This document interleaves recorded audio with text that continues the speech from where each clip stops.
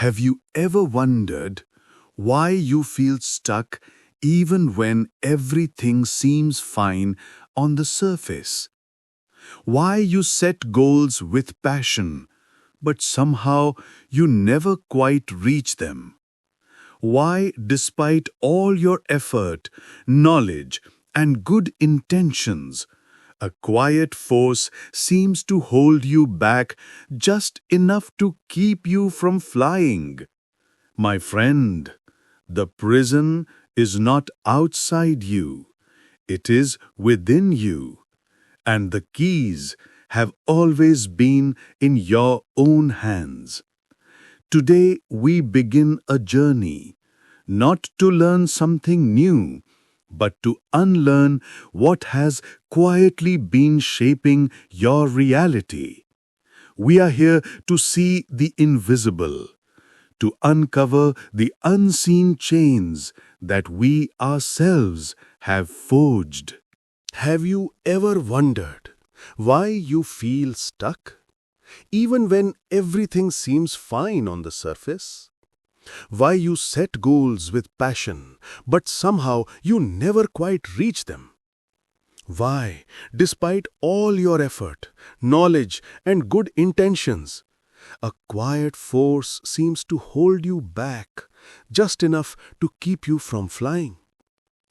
My friend, the prison is not outside you, it is within you, and the keys have always been in your own hands. Today we begin a journey, not to learn something new, but to unlearn what has quietly been shaping your reality. We are here to see the invisible, to uncover the unseen chains that we ourselves have forged. Most people live in prisons, but these prisons have no walls, they have no guards, no locks, no visible doors. They are built from beliefs, tiny invisible threads of thought woven together over time until they become an unseen net that catches every possibility before it can become reality. You say, "I want freedom." But what is freedom if your mind still whispers, "You can't"? Every belief is like a lens through which you see the world. And some lenses distort the view so completely that you no longer recognize your own reflection. We have been taught to believe that our limits are real. But most limits are not physical, they are psychological. And the tragedy is, they feel so real that you stop questioning them altogether. Let us go back, not in time, but in awareness. When you were a child, you were pure potential, open, curious, fearless. But slowly, voices began to surround you. Voices of parents, teachers, friends, society. Each voice carried a message. Be careful. Don't dream too big. People like us don't do that. You are not ready. Who do you think you are? And these words spoken once echoed deep inside you until they became your own inner voice. That voice now speaks without invitation. It tells you what you can or cannot do. It questions every risk, every possibility. And because it sounds like you believe it. That's how the chains begin, not as iron, but as whispers. Not as prisons, but as protection. The mind builds these walls to keep you safe from failure, judgment, rejection. But in protection you from pain, it also protects you from life. A limiting belief doesn't announce itself. It doesn't shout, "I am here to sabotage you." No, it works quietly, elegantly, invisibly. It hides behind your habits, your personality, your logic. You say, "I am just not good with money." But beneath that sentence lies a belief. Maybe planted when you watched your parents struggle or heard them say, money is the root of all evil. You say, I am not confident in love. But underneath may live a belief that says, if I open up, I'll be hurt again. These beliefs are not facts.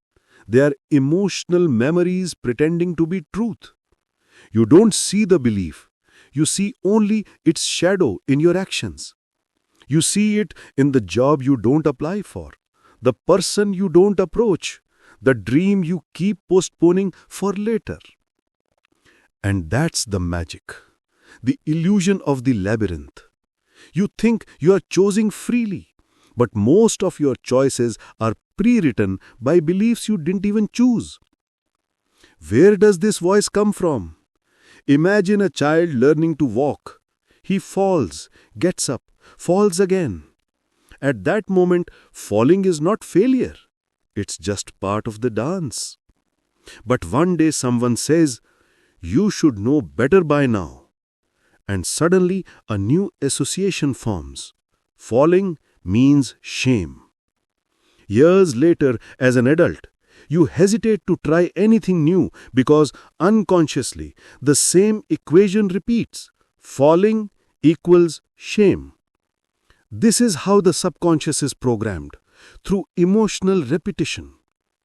Every criticism, every unhealed wound becomes a thread in the web of belief. And soon the child forgets the truth, that life is a playground, not a test. Here's the paradox. We cling to our limits because they feel safe. The mind prefers familiar suffering to unfamiliar freedom. To step beyond your beliefs is terrifying because it means leaving behind the you think you are. The identity, the story, the label, all of it rests upon your beliefs. When those beliefs dissolve, who are you? And yet, that moment of uncertainty is the beginning of awakening. Freedom begins not when you find new answers, but when you dare to question old ones. These invisible chains cost us dearly. They shape our relationships, our careers, our health, our happiness. They determine how much love we think we deserve, how much success we can handle, how much joy we allow ourselves to feel.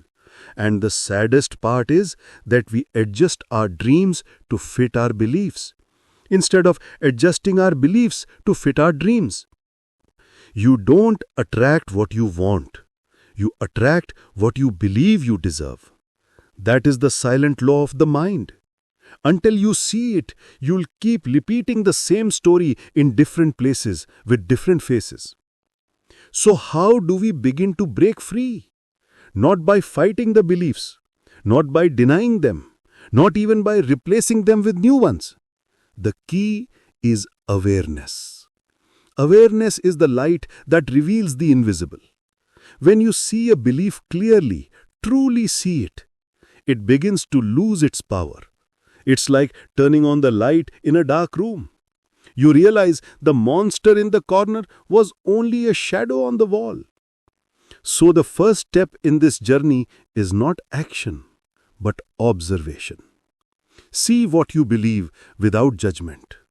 Listen to your inner voice without reacting. Watch how often you say, I can't, I must, I should. Each of these is a doorway into your labyrinth.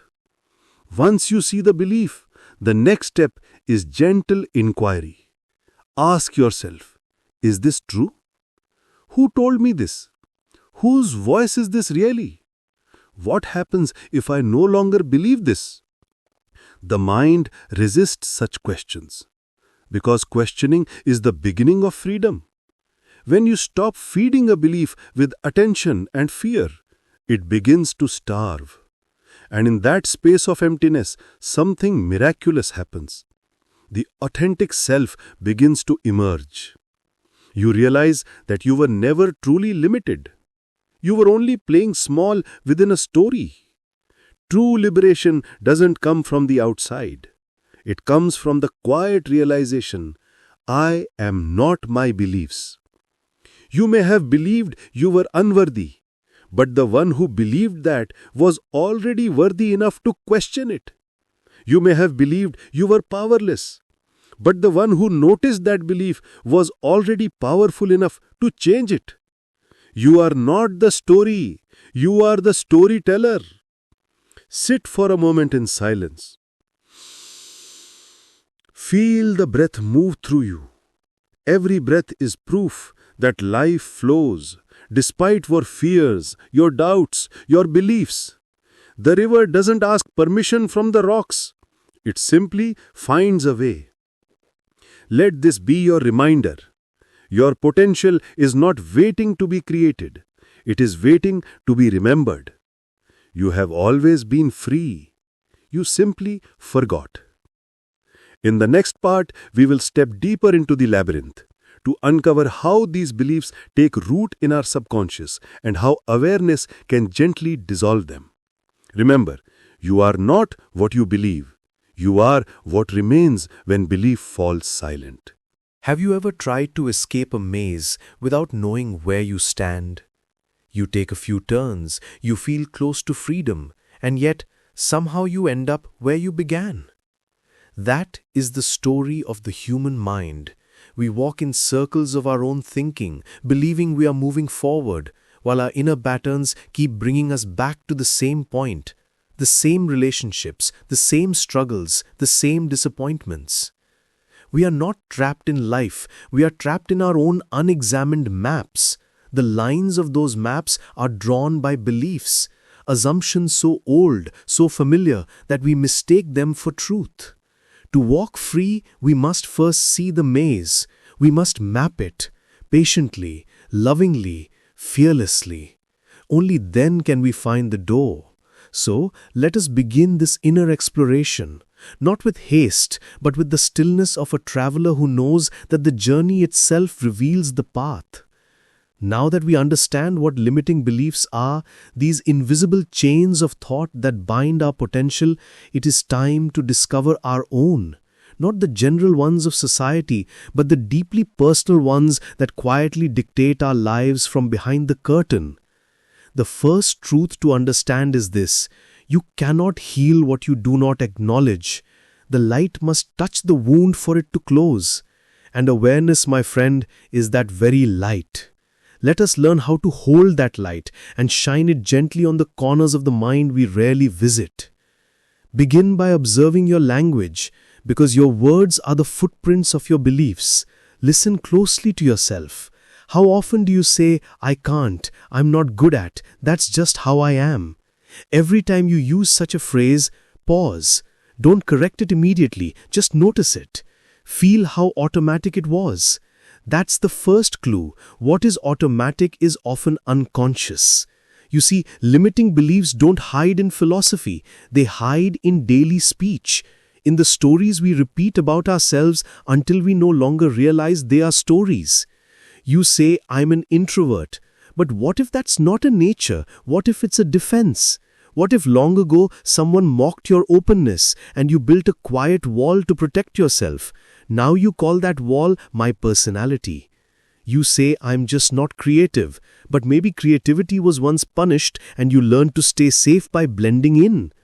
These little labels sound harmless, yet they define how much life you allow yourself to live. Pause for a moment and ask, who told me this? When did I start believing it? Whose voice echoes through my thoughts when I doubt myself? Sometimes it's not even your voice. It's your mother's fear, your father's disappointment, a teacher's careless remark, a society's unspoken rule, all internalized, memorized, repeated, and now you carry them like sacred truths. To map your mental maze, you must become both the observer and the cartographer. Look at your life as if it were a landscape. Each recurring problem is a landmark. Each emotional reaction is a path. Each avoidance, each fear, a dead end you keep revisiting. Begin to trace them. Notice where you always get stuck.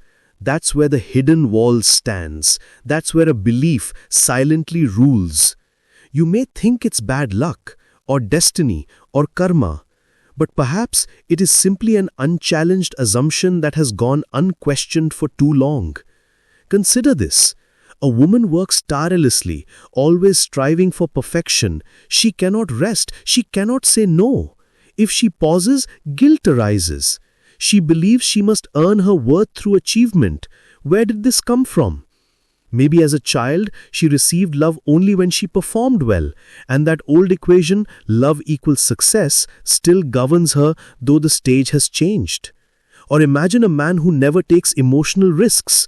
He hides behind humor, always easygoing, never vulnerable.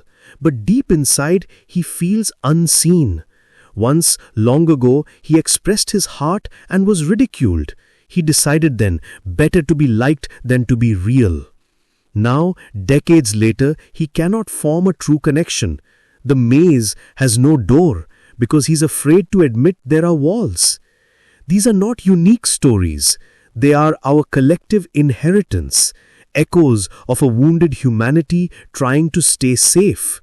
But awareness is revolution. To see the pattern is to weaken it. To name the belief is to loosen its grip. So, let us practice a few thought experiments.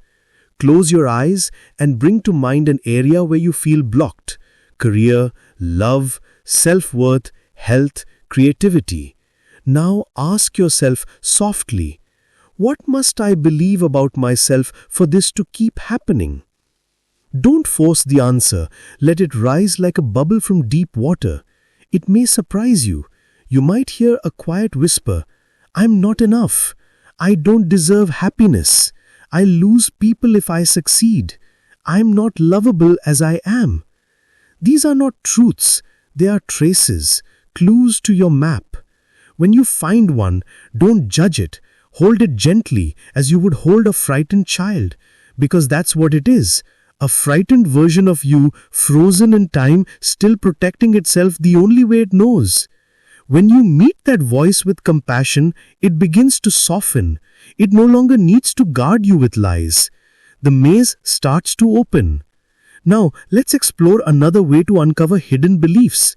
Through reaction. Watch what triggers you. When you feel envy, anger, shame, defensiveness, these are not random emotions. They are road signs pointing to an underlying belief. If someone's success irritates you, perhaps a part of you believes, I could never have that. If you often feel dismissed, maybe you believe my voice doesn't matter. If you struggle to trust love, perhaps the mind still says love is dangerous. Every emotional sting is a compass needle. Follow it inward, not outward. It will point you straight to the belief that needs healing. Another mirror is found in the patterns you repeat. Do you notice the same type of partner appearing in your life? The same kind of boss? The same conflict in different forms? Patterns are not punishment, they are practice. Life keeps giving you the same lesson until you recognize the belief that creates it. When you finally see it clearly, the pattern dissolves not through effort but through understanding. That is how awareness works. It is not forceful, it is freeing. It does not fight the dark, it simply turns on the light. There's another dimension to this mapping, the beliefs that sound positive but secretly bind you. The spiritual ego loves these. I must always be kind. I must always forgive. I must never fail. I must be perfect to be loved. They sound noble, don't they? Yet they imprison you in impossible ideals. Real kindness includes yourself. Real forgiveness includes boundaries. Real growth includes mistakes. Even your spirituality can become a cage if it's built on the fear of imperfection. So be vigilant, not harsh, but awake. The maze is tricky because it wears beautiful disguises. Now, once you have begun identifying these beliefs, how do you begin to shift them? You don't need to destroy them. You simply need to see that they are optional. That they once were formed to serve you, but now they no longer do. Think of them as outdated programs. You don't fight the old software, you simply stop running it. You install new awareness. Each time you catch yourself saying, I can't, pause and replace it with, "What if I could?" That small opening, that simple question cracks the wall. The subconscious loves curiosity. It softens before it resists. So rather than commanding yourself to change, invite yourself to explore. Play with possibility the way a child plays with light. And remember, you will find resistance. The mind will say, "This is pointless." It will argue, "You've always been this way." That's natural, because beliefs protect identity, and identity fears death. But you are not your identity. You are the awareness witnessing it. When you remember this, the fear fades, the walls tremble. Every time you witness a limiting thought without obeying it, you are redrawing your inner map. You are declaring, "This path no longer serves me." And slowly, new paths appear. This is the sacred art of remapping consciousness. Let me share another reflection. Beliefs are contagious. If you spend time among those who constantly complain, you will begin to see the world through their lens. If you are surrounded by those who believe in possibility, your mind naturally expands. Environment shapes belief because the human mind mirrors what it sees most often. That is why spiritual companionship, satsang, is so powerful. It is not about teaching, it is about resonance. To sit in the presence of those who remember truth helps you remember your own. So, as you map your mental maze, also look at the maps around you. Which ones are you following unconsciously? Whose fears are you living? Whose dreams are you chasing? Sometimes, to find your own path, you must stop walking on borrowed roads. And yet, the ultimate step in this mapping is the most mysterious: silence. When the mind grows silent, beliefs fall away like dry leaves. Only truth remains, vast, unbounded, alive. So, mapping your mental maze is You have walked through the fog. You have seen the walls of your own making. You have mapped the labyrinth of your mind and touched the quiet places where your old beliefs once lived. Now, the question arises, what comes next? Once the illusion has been seen, what do you do with the empty space that remains? It is not enough to tear down. The universe abhors a vacuum. Once the old dissolves, something new must be born. The mind that once chained you must now become your instrument, not your master, but your servant. This is the sacred art of building your new reality. When you pull out the weeds of limiting beliefs, the soil of the mind becomes fertile again. But if you leave it unattended, old seeds will find their way back. So, you must plant consciously, intentionally, lovingly. A garden of new beliefs, not beliefs borrowed from others, not slogans painted over fear, but living truths that rise from your own direct experience. You are not what the world told you.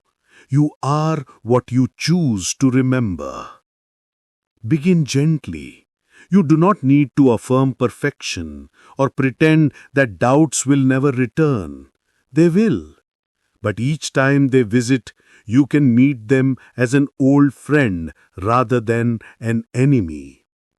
When the old voice says, "You can't," you smile and whisper, "Thank you for trying to protect me, but I am free now." This is how transformation happens, not in violence, but in understanding. The mind resists domination, but it bows to awareness wrapped in kindness. Now, the first step in building your new reality is intention. Without clear intention, energy scatters. Ask yourself, what kind of life do I wish to live now that I am no longer ruled by fear? What qualities do I want to embody? Freedom, joy, authenticity, love, courage, peace. Do not think in terms of things or possessions. Think in terms of being. Because you do not attract what you want, you attract what you are. So, instead of saying, I want success, ask, what would it feel like to be someone who naturally succeeds? Instead of I want love, ask, what does it feel like to be love itself? Feel it, not as a wish, but as a living energy moving through your body. That feeling is the blueprint of your new belief system. That feeling is your reality under construction. Words are powerful architects. The way you speak about yourself becomes the structure of your mind. So practice intentional speech. Catch the old patterns before they build walls again. When you hear yourself saying, I always fail, pause and shift it gently. I am learning to succeed in new ways. Notice the difference. One closes, the other opens. Language can imprison or liberate. Choose words that open doors. You can even make this a sacred practice. Each morning, before the world touches you, speak aloud 3 truths you are ready to live by. I am capable. I am worthy. I am free. Say them slowly, not as a performance, but as a remembrance. Each word carries vibration. Each vibration rewires the mind. When you speak with awareness, the subconscious listens. But don't just repeat affirmations mechanically. Feel them in your bones. Visualize what they mean. If you say, I am capable, imagine yourself taking action. If you say, I am worthy, see yourself receiving with ease. If you say, I am free, feel the lightness of your breath, the openness of your heart. This is not imagination, it is creation. Every belief begins as a thought felt deeply enough to become real. The next step is action. Awareness without embodiment remains incomplete. Beliefs are strengthened not by words but by lived experience. If you wish to build new confidence, act before you feel ready. If you want to believe in your worth, treat yourself as someone valuable, not tomorrow, now. Take yourself on that walk, write that book, say that truth, rest without guilt, ask for help, dare to be seen. Action transforms thought into truth. Each step you take in alignment with your new belief reinforces it. Each time you act from love instead of fear, you tell your nervous system, this is who I am now. And slowly, the old identity dissolves. The maze fades. A new world forms. But of course, the old doubts will try to return. They will knock softly at the door wearing familiar faces. They will say, be careful, don't get hurt again. Remember last time? Smile at them. Do not argue, do not fight, just smile and continue walking. Because freedom is not the absence of fear, it is the refusal to obey it. You can remind yourself, I have felt this voice before.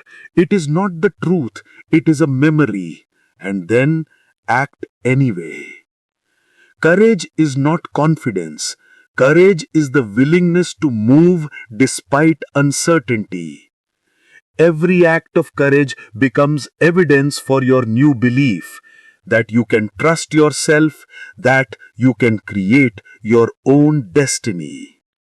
Now, let us go deeper. The mind often resists new beliefs because they contradict the old emotional wiring.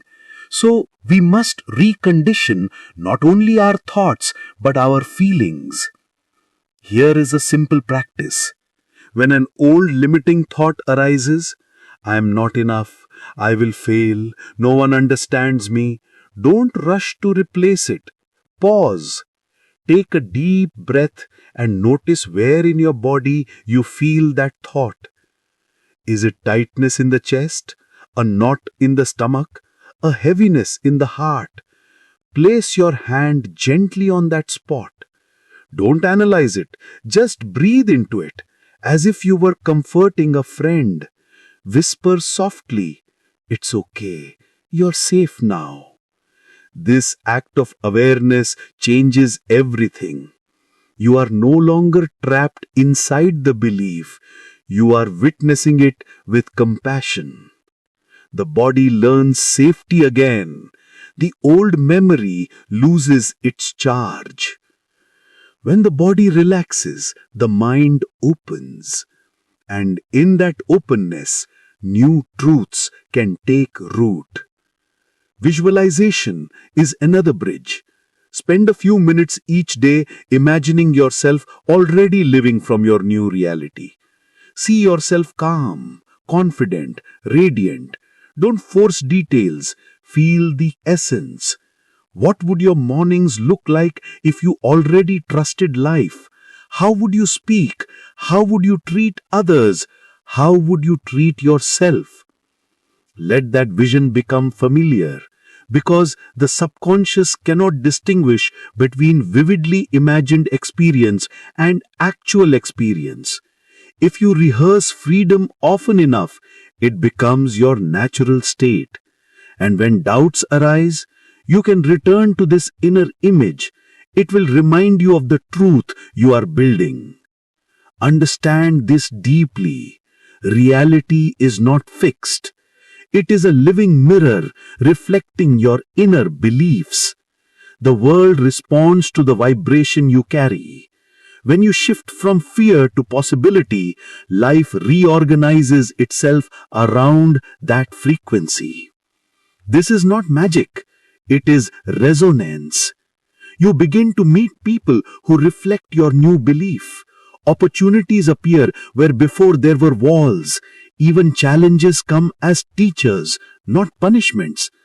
The outer world aligns with your inner clarity. That is the mystery of creation. You do not control life, you cooperate with it. Let us also speak of patience, because transformation